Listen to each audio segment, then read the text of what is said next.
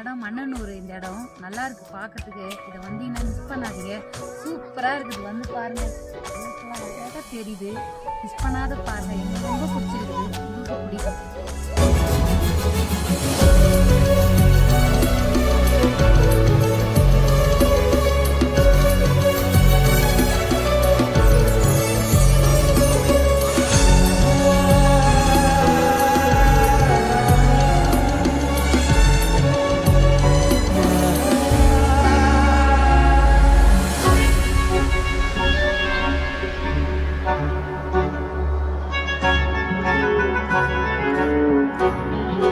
Thank you.